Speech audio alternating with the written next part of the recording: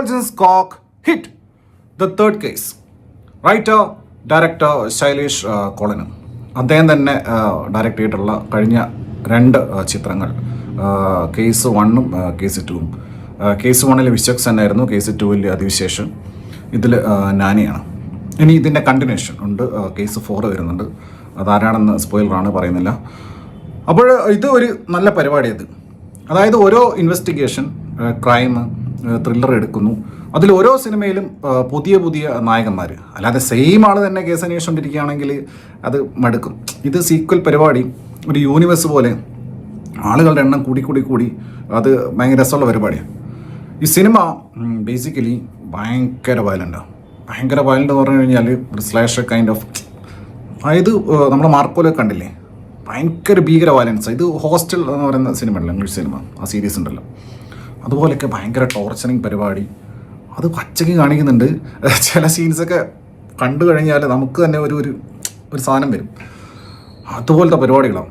പിന്നെ പല സീൻസും സ്ലോയിൽ കാണിക്കുന്നുണ്ട്, മനസ്സിലായില്ലേ? അതായത് പെട്ടെന്ന് വെട്ടി തലതെറിക്കുന്ന മാത്രമല്ല, നമുക്കിങ്ങനെ തലയൊക്കെ ഇങ്ങനെ മുറിച്ച് വെച്ചിട്ട് തലയിങ്ങനെ പൊക്കി നോക്കുന്നുണ്ട്.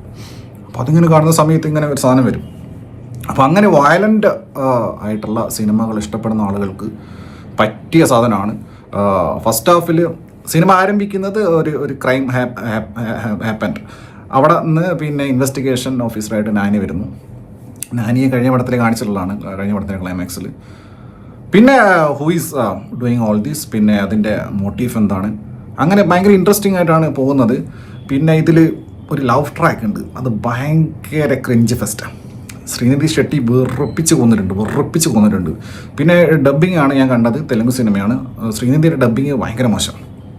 അവരെ ടീത്തൊക്കെ ഇങ്ങനെ സംസാരം വേറെ പോലെ ഫീൽ ചെയ്യുന്നുണ്ട്. ബാക്കിയെല്ലാവരും ഡബ്ബിങ് നന്നായിട്ടുണ്ട്. പിന്നെ ടെക്നിക്കലി ടു ഗുഡ്, കാരണം ഇതിൻ്റെ വിഷ്വൽസ് ആയി കഴിഞ്ഞാലും സൗണ്ടിങ് ആയി കഴിഞ്ഞാലൊക്കെ തന്നെ ഭയങ്കര പരിപാടി. പിന്നെ എസ്പെഷ്യലി ആക്ഷൻ സീക്വൻസസ് ഇദ്ദേഹം കിടുവായിട്ട് ചെയ്തിട്ടുണ്ട്.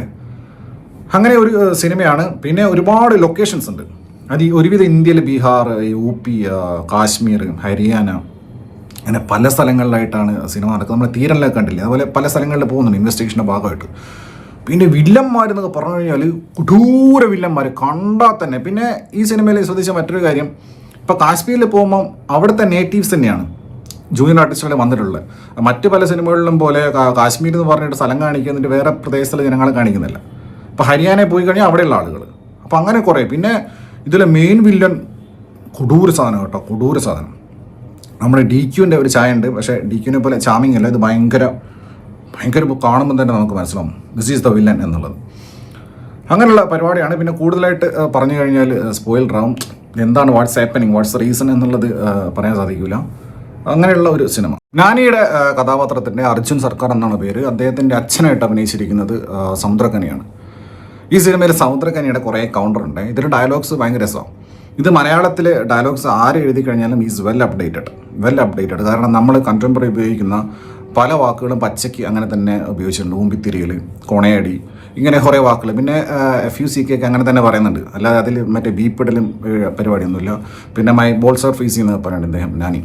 അങ്ങനെയുള്ള കുറേ ഡയലോഗ്സ്. പിന്നെ അതുപോലെ തന്നെ ഇദ്ദേഹം കല്യാണം കഴിക്കാതെ നടക്കുന്ന ഒരാളാണ് നാനി. അപ്പോൾ അച്ഛൻ പറയുകയാണേ, നീ ഇങ്ങനെ തുണ്ണും കണ്ട് നടന്നാൽ മതി, കല്യാണം കഴിക്കണ്ടേ. എന്നിട്ട് ലാസ്റ്റ് റൂമിൽ നിന്ന് ഇറങ്ങി പോകുമ്പോൾ പറയാണ്, നീ തൽക്കാലം കൈക്ക് പണി കൊടുക്കുക, ഇങ്ങനെയൊക്കെ പച്ചയ്ക്ക് പറയും. അത് അൺഎക്സ്പെക്റ്റഡ് ആയിരുന്നു. അതുകൊണ്ട് തിയേറ്ററിൽ ഭയങ്കര ഓളം ഉണ്ടാക്കിയ ഡയലോഗ്സ് ആയിരുന്നു. പിന്നെ ഇദ്ദേഹം മകന് കല്യാണം കഴിക്കാൻ വേണ്ടി മാട്രിമോണിയിൽ ഒരു പ്രൊഫൈൽ ഉണ്ടാക്കിയിട്ട് ഒരു പെണ്ണ് വരും. അപ്പോൾ ഇദ്ദേഹം പറയാം, നിൻ്റെ മോന്ത കണ്ടാൽ ആരും വരില്ലെന്നാണ് വിചാരിച്ചത്. അതായത് അച്ഛൻ തന്നെ മകനെ ഊക്കുക, അങ്ങനത്തെ കുറേ സീന്. പിന്നെ ക്രിഞ്ച്, ഞാൻ നേരത്തെ പറഞ്ഞ ഈ ലവ് സീൻസിൽ അർദ്ധരാത്രി 1 മണി അടുത്തൊരു തരുണിമണി, ഇങ്ങനത്തെ കുറേ ക്രിഞ്ച് പ്രാസൊപ്പിച്ചുള്ള മറ്റേ പിക്കപ്പ് ലൈൻ കൈൻഡ് ഓഫ് കുറേ ഡയലോഗ്സ് ഉണ്ട്. ഞാൻ പറയാം, പ്രേമം പാർട്ട് ഈ സിനിമയുടെ ഏറ്റവും വലിയ ഡ്രോബാക്കാണ്. അത് സഹിച്ചിരിക്കാൻ ഭയങ്കര പാടാണ്. അത് സഹിച്ചിരുന്നാൽ മാത്രമേ ഈ സിനിമ കണ്ടു തീർക്കാനും പറ്റൂ, വേറെ വഴിയില്ലല്ലോ. അങ്ങനെ പിന്നെ ഇതിൽ വേറെന്താ സംഭവിച്ചു കഴിഞ്ഞാൽ, ശ്രീനിധിയുടെ ക്യാരക്ടറിൻ്റെ പേര് മൃദുല. അപ്പം ശ്രീനിധി നാനീനെ വിളിക്കുന്നത് മിസ്റ്റർ മൃദുല എന്നാണ്. അപ്പോൾ സാധാരണ തിരിച്ചല്ലേ വിളിക്കുന്നത്, മിസ്സിസ് അർജുൻ എന്നല്ലേ വിളിക്കുന്നത്, അത് തിരിച്ചിട്ടാണ്. അങ്ങനെയുള്ള ചില പരിപാടികളൊക്കെ. പിന്നെ ഇദ്ദേഹത്തിന് ചുരുട്ട് വലി കേവലമായ റിക്ക് റൊമ്പ ഓവർ. നമുക്ക് ആക്സെപ്റ്റബിൾ അല്ലാത്ത പല പിന്നെ സീൻസിലും ചുരുട്ട് വലിയോ വലി. സാനു വർഗീസാണ് DOP. നൈറ്റ് സീൻസൊക്കെ കിടുമായിരുന്നു. വിശ്വരൂപമൊക്കെ ചെയ്തിട്ടുള്ള ആളാണ്, അപ്പോൾ പിന്നെ റേഞ്ച് പറയേണ്ട ആവശ്യമില്ലല്ലോ. പിന്നെ അതുപോലെ തന്നെ കാർത്തിക ശ്രീനിവാസ് എഡിറ്റിംഗ്. പിന്നെ എടുത്തു പറയുന്നത് ഇതിൻ്റെ പ്രൊഡക്ഷൻ ഡിസൈൻ കിടുമായിരുന്നു. ഇപ്പോൾ കഴിഞ്ഞ ദിവസം ഇത് കണ്ടിട്ട് റെട്രോ കണ്ടിട്ട് അതിലുള്ള പല ഹാമറും പല ഇതൊക്കെ കാർഡ്ബോർഡാണെന്ന് നമുക്ക് കാണുമ്പോഴേ മനസ്സിലായി. വെയിറ്റ് ഇല്ലാത്ത പോലെ ഫീൽ ചെയ്യണം. ഇതിൽ വെപ്പൺസ് അതുപോലെ തന്നെ മൂർച്ചയുള്ള ആയുധങ്ങളൊക്കെ ശരിക്കും നമുക്ക് നല്ല ഒറിജിനാലിറ്റി ഫീൽ ചെയ്യുന്നുണ്ടായിരുന്നു. ഒറിജിനൽ സ്കോർ ആൻഡ് മ്യൂസിക് ചെയ്തിരിക്കുന്നത് മിക്കി ജെ മേയറാണ്. പെട്ട സാധനം. അതായത് ഇങ്ങനത്തെ പടത്തിലൊക്കെ നമുക്ക് ആ പമ്പിങ് കിട്ടണമെങ്കിൽ അതുപോലത്തെ സ്കോറിങ് ആയിരിക്കണം. ആ സ്കോറിങ്ങും ആ കട്ട്സും ആ വിഷ്വൽസും പെർഫോമൻസും എല്ലാം കൂടെ ഒരുമിച്ച് ഉണ്ടാകുമ്പോൾ കിട്ടുന്ന ഒരു സാധനം ഉണ്ടല്ലോ, അതിൽ ഇദ്ദേഹം പൊളിച്ചിട്ടുണ്ട്. ആരെയും മിക്കി ജെ മേയർ.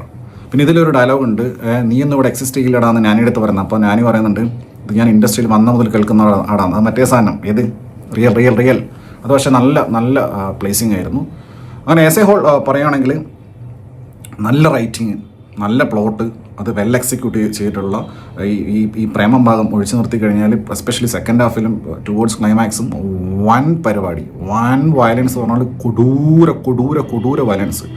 വയലൻസ് കാണാൻ മനക്കരത്തുള്ള ആളുകൾ മാത്രം ടിക്കറ്റ് എടുത്താൽ മതി. കാരണം അതാണ് പരിപാടി. കണ്ടാലേ നിങ്ങൾക്ക് മനസ്സിലാവും. ഇനി അത് കാണാൻ താല്പര്യമുള്ള ആളുകൾക്ക് ഇത് നല്ലൊരു ട്രീറ്റ് ആയിരിക്കും എന്നാണ് പേഴ്സണലി എനിക്ക് ഫീൽ ചെയ്യുന്നത്. പിന്നെ ഇതിൽ ഒരു കാര്യം പറയുകയാണെങ്കിൽ, സൂര്യയ്ക്ക് ഇനി ഹിറ്റ് കിട്ടണമെങ്കിൽ ഈ സീരീസിൽ അഭിനയിച്ചാൽ മതി, അപ്പോൾ ഹിറ്റ് കിട്ടും. അനിയൻ എന്തായാലും ഹിറ്റ് കിട്ടുമെന്ന് ഉറപ്പാണ്.